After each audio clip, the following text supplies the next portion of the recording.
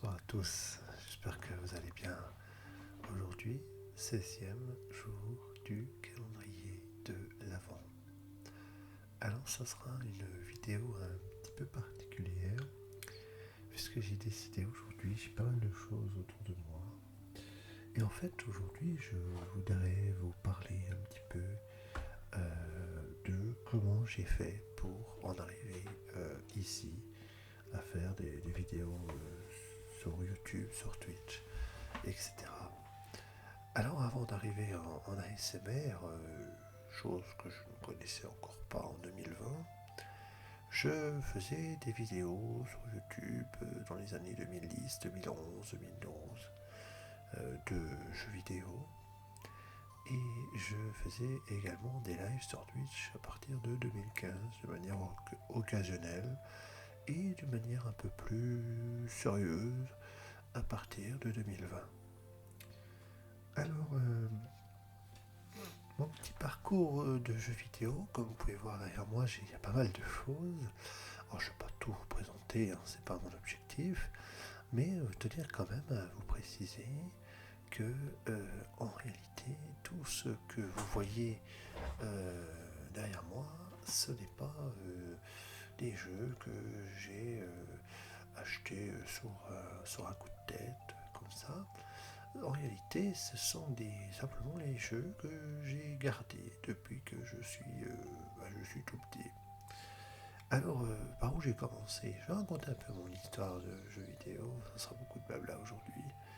Mais bon, aussi partager pourquoi je suis là et ce que j'aime aussi avant tout. Et avant la SMR évidemment. Puisque je ne faisais pas de la SMR avant. Mais je vous raconterai dans ma vidéo comment j'en suis arrivé là. Alors très rapidement, en fait, les jeux vidéo, pour moi, j'ai commencé à toucher une manette de jeu à partir de l'âge de 5 ans. Voilà, 5 ans, 6 ans. Je suis né en 1987, donc ma première fois que j'ai joué à la console de jeu, c'était vers les années 90, 91, voilà, 92. Et au début, je jouais à l'Atari 2600. Pour ceux qui ne savent pas ce que c'est que l'Atari 2600, je ne sais pas si on la voit d'ici. Là, on la voit pas d'ici. Et ben, en fait, les cartouches de jeu, c'était ça. Et peut-être que le jeu vous dira quelque chose. Hein. Pac-Man, par exemple, fait partie des tout premiers jeux auxquels j'ai joué. Hein. Ce jeu est sorti en 1981, donc il y a 42 ans aujourd'hui. Et je jouais à Pac-Man, un petit jeu qui est resté identique aujourd'hui. Et puis on avait aussi d'autres petits jeux sympathiques. Je ne vais pas tout vous montrer ce que j'ai, mais ce que je jouais quand j'étais gamin.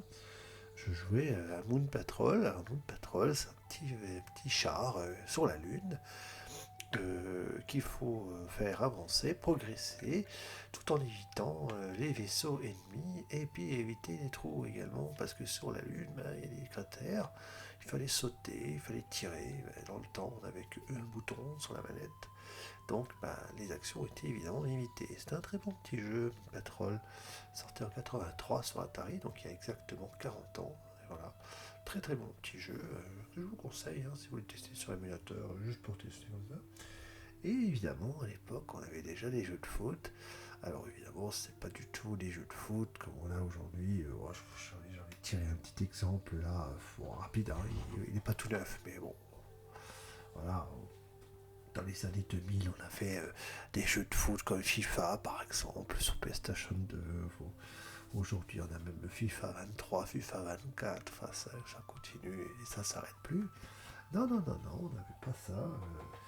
Sur Atari, oui, en 1981, on avait le jeu de foot avec Pelé Soccer, le roi Pelé, hein, qu'on a entendu parler récemment, paix à son âme, bien entendu, mais on avait Pelé Soccer, un petit jeu de foot sur Atari, avec trois petits gus en triangle, et puis on essayait d'aller marquer des buts, et puis quand on marquait des buts, on avait des feux d'artifice et tout. C'était sympa. Alors, évidemment, je n'avais pas que l'Atari. Après, en 1990, on avait Mario Bros. Et oui, déjà. On avait Mario Bros. Et Mario Bros. Aujourd'hui, en 2023, on a Super Mario Bros. Wonder sur la Switch. Mais bon, il a bien fallu commencer quelque part. Alors, hormis le jeu Mario classique avec Donkey Kong, qui s'appelle Donkey Kong, et ben on avait Super Mario Bros. Sur la Nintendo NES. Alors ce jeu-là, ben, j'y ai pu y jouer quand j'étais gamin, puisque ça c'est toujours le jeu que j'avais que quand j'étais petit. Voilà, c'est une cartouche de Nintendo, hein, sortie en 86. Et voilà, on a fêté récemment les 35 ans de Super Mario. Bah, regardez-moi ça, c'est formidable. Et c'est toujours pareil, la même ADN aujourd'hui. Voilà. Alors j'avais la NES, donc du coup, que mon papa avait acheté une bouchée de pain à mon tonton. Hein, voilà, pour vous donner la petite anecdote. Euh, voilà, avec vingtaine de jeux, c'est impressionnant. Moi j'étais tout foufou, j'avais plein de jeux, j'étais content. Pas tout le temps non plus, attention. Hein. On n'avait pas de télé dans notre chambre. Hein. Il fallait jouer dans la chambre des parents quand ils ont eu l'autorisation. Enfin, on y allait aussi en cachette. Et ça, ils le savent. Et puis, bah, du coup, moi j'avais quoi comme jeu sur NES? Alors, je ne vais pas tout vous montrer, hein, mais mes jeux préférés sur la Nintendo NES à l'époque, c'était Boulder Dash. Boulder Dash, petit personnage qui creuse des petites mines, et puis qui doit trouver des petits diamants, et puis sortir. Et attention aux petits serpents, évidemment. On avait également une série légendaire euh, que, que je kiffe vraiment énormément. C'est Megaman. Voilà. J'ai pas les 6 Megaman sur NES, il m'en manque encore 2. Faut que je les cherche. Et voilà, Megaman. Et puis j'avais même marqué sur un petit bout de papier derrière, ici, là, l'ordre dans lequel il fallait battre les monstres. Voilà, c'était pour me repérer. On garde toujours les petits trucs comme ça, c'est des anecdotes de quand on était petit. Et puis là, un petit jeu que j'aime beaucoup, j'ai même racheté le dernier qu'ils ont sorti sur la Switch, c'est Bubble Bubble. C'est un jeu issu d'une arcade avec des petits dinosaures qui tirent des petites bulles pour tuer les ennemis. Voilà. C'est tout bête, mais fallait y penser. Alors après, quand j'ai grandi, je suis parti en colonie de vacances en 1995. Et là, ça durait 3 semaines, c'était vraiment long. Et puis ma fête, c'est le 25 août, la Saint-Louis, parce que je m'appelle Ludovic. Et du coup, dans une de lettres que j'ai reçues à la colo, maman envoyait des courriers écrits à la main, évidemment. Et elle dit, ouais, il y a un petit cadeau qui t'attend à la maison, et une console Sega. Ah, j'étais comme ça, j'ai envie que la colo se termine le plus rapidement possible. La lettre, j'avais reçue 3 jours avant, j'arrêtais pas de la lire, j'étais comme ça, je dis, oh, c'était incroyable. Et en réalité, voilà, je suis rentré à la maison, j'étais tout fou, j'étais content. Et dans la chambre, il y a quoi qui m'attendait? Eh ben, il y avait Sonic 2 avec la Mega Drive 2 et des manettes. C'était vraiment cool, c'était super. Et du coup, bah voilà, j'avais Sonic 2. Super jeu que j'aime énormément, que j'ai fini un nombre incalculable de fois. Voilà, c'était l'anecdote du 25 août 1995. C'est formidable, hein. Il a passé le temps, hein, celui-là. Hein. Excellentissime. Bientôt 30 ans que je l'ai. Et puis du coup, on avait d'autres petits jeux sur Mega Drive, je ne vais pas tout vous montrer. Mais parmi eux, il y avait Aladdin, un nombre incalculable de fois. Je l'ai terminé, celui-là. Euh, c'est vraiment des très très beaux jeux. Celui-là, il est sorti il y a 30 ans. Imaginez, il y a 30 ans en arrière. Il a 30 ans, ce jeu. Regardez comme il est propre. C'est joli, hein. Et les graphismes sont vraiment très beaux pour l'époque. Un des plus beaux jeux de Mega Drive, assurément. Et ce jeu-là, je pourrais le faire à l'infini. C'est énorme. Alors, il n'y a pas que ça. Après, on a commencé à avoir un peu les jeux PC.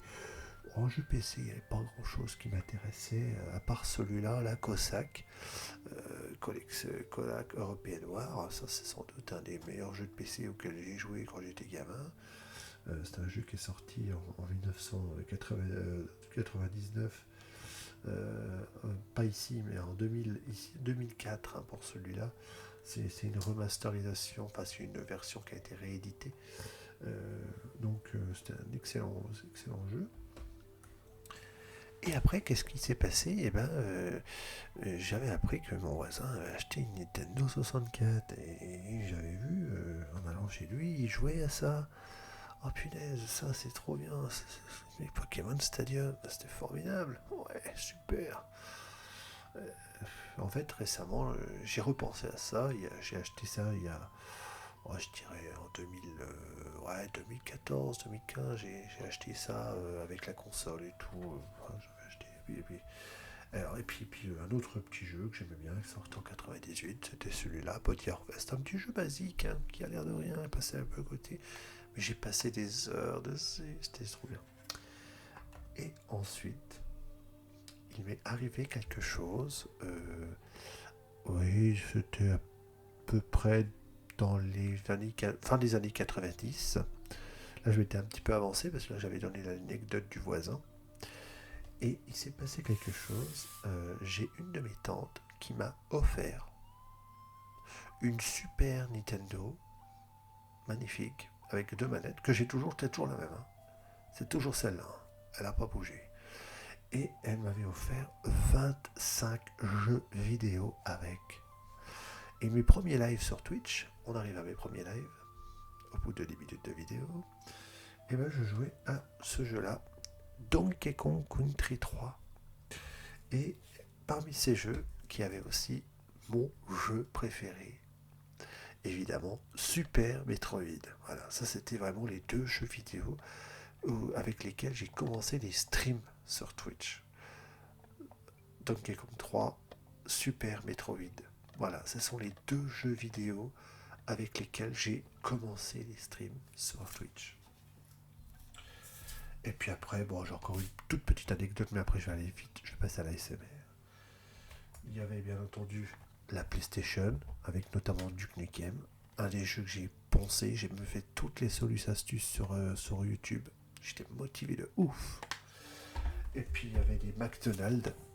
On jouait à McDonald's, oui, McDo, sur Master System. Et puis la Saturn, un petit clin d'œil, j'avais 4 jeux sur Saturn. C'était super cher à l'époque, mais mon père il avait trouvé une occasion dans une brocante formidable. Il y avait Sonic 3D, qui est donc Sonic, et un jeu d'avion, Skate Target. Encore Duke Nukem 3D, j'étais fan de Duke Nukem, j'aimais bien les jeux où il fallait tirer sur les gens, les FPS, et puis un petit jeu de baston, X-Men, voilà. Et c'était l'école des guerriers. Voilà, ça c'est pour la partie jeux vidéo. Alors maintenant, pourquoi Twitch? Pourquoi Twitch? Parce que j'avais envie de partager en direct ce que j'aimais faire.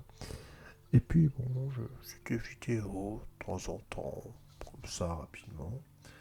Et en 2020, évidemment vous connaissez le malheur qui nous est arrivé, ou pas de malheur, pas forcément, sinon je ne serais pas là aujourd'hui, eh ben on a eu le confinement. Et donc, il fallait s'occuper. Et heureusement, moi j'avais ce qu'il fallait pour m'occuper. J'avais une connexion internet, j'avais évidemment un ordinateur, et puis j'avais surtout ma collection de jeux vidéo. Et du coup, je me suis dit, ouais, c'est bon, j'ai le temps de jouer à tous les jeux vidéo que je possède. Et du coup, je me suis dit, allez, je vais reprendre sérieusement les lives sur Twitch. Et puis en fait, l'ASMR dans tout ça, c'est simple. Une fois, j'ai ma petite sœur. À l'époque, elle avait 12 ans. Elle est venue à la maison faire du dessin sur mon ordinateur. C'était au mois de février, donc c'était avant le confinement.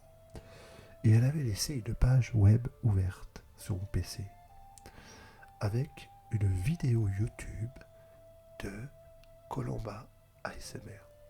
Je ne connaissais pas. Mais déjà, première question que je me suis posée, pourquoi ma petite sœur regarde une femme parler? Elle faisait que de parler. Alors elle chuchotait, je trouvais ça étonnant. Et puis du coup, j'ai trouvé ça plutôt cool, plutôt relaxant. Euh, alors j'ai regardé d'autres vidéos de la même streameuse. Je trouvais ça intéressant. J'ai regardé un petit peu ce qu'elle produisait. Et puis à un moment donné, il y a une vidéo de relaxation. Elle avait marqué relaxation dans son titre. Et je me suis posé avec les écouteurs, j'ai écouté ça, je trouvais ça vraiment relaxant. Et j'ai lu un commentaire d'une autre streameuse qui m'a permis un petit peu de connaître d'autres personnes. Il s'agissait de Tildou ASMR. Et Tildou, malheureusement, on fait plus de vidéos aujourd'hui, c'est dommage. Ben bon. Et, euh, et du coup, ça m'a permis aussi de rencontrer sur internet, évidemment, hein, des personnes comme S'amuse, paix à son âme aujourd'hui, et puis des personnes aussi comme Sarah, comme d'autres personnes aussi, et puis après par la suite, il y a eu d'autres encore, et au jour d'aujourd'hui, des personnes comme Oshizora, Cam, et d'autres, Colline, enfin il y a plein de personnes qui font des lives sur Twitch, on est une petite communauté sympathique, et franchement c'est super cool. Alors pourquoi moi j'ai fait de la SMR? Eh ben une fois on m'a lancé un défi lors d'un de mes lives. On m'a dit vas-y chuchote. J'ai chuchoté. Et les gens ils m'ont dit mais waouh, ton chuchotement il est super rigueur. Bon je dis mais tu rigoles ou quoi? Et puis quand je faisais des lives, je me mettais une vidéo de moi, de ma tête, mais tout petit. Tout petit, tout le plus petit possible parce que j'aimais pas ma tête. Je m'acceptais pas en fait, je m'aimais pas. Parce que quand j'étais gamin, j'ai subi les harcèlements scolaires. On se moquait de moi pour mon physique, on me disait que j'étais moche, on me disait que j'étais con, enfin tout ce que voilà. Pour ceux qui connaissent malheureusement ça, j'ai subi le harcèlement scolaire, même au lycée et même encore quand j'étais aux études en BTS. Et du coup, je m'acceptais pas, je supportais pas. Et dans la communauté ASMR, j'étais sur les fesses, je me dis mais on m'accepte, on se moque pas de moi, mais c'est formidable. Alors du coup, j'ai commencé à faire des lives. Alors ma caméra au début était petite, puis après elle a grandi. Et aujourd'hui, je fais à l'aise, sans trop de problèmes, des vidéos ASMR sur Twitch et puis sur YouTube évidemment. Donc au jour d'aujourd'hui, je garde évidemment ma passion du jeu vidéo, hein, comme je vous ai partagé mes premiers jeux de mon enfance. Et puis du coup, ma collection elle a grandi parce que j'ai trouvé, j'ai chiné, j'ai cherché, et puis voilà, ça grandit. Et en même temps, je me dis que l'ASMR, ça permet aussi d'apporter ce que j'ai toujours voulu apporter aux autres, c'est-à-dire du soutien moral, physique, moral, dans tous les domaines, hein, que ce soit domaine terre à terre, spirituel ou autre. J'ai toujours voulu soutenir mon prochain. Et puis, ce qui m'est arrivé de plus merveilleux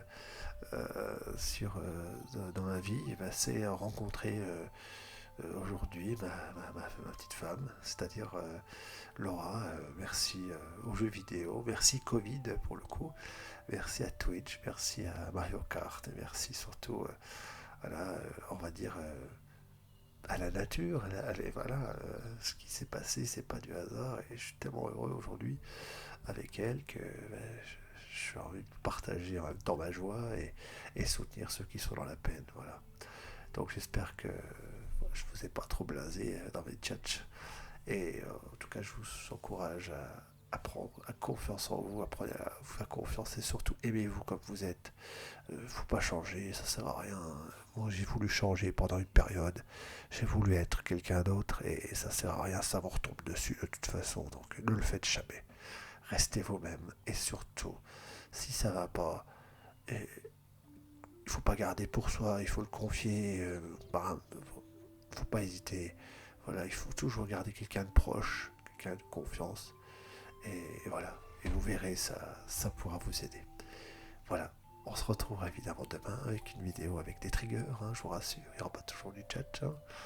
Et voilà, donc pour aujourd'hui, c'était ça. J'avais à cœur de vous faire ce petit message.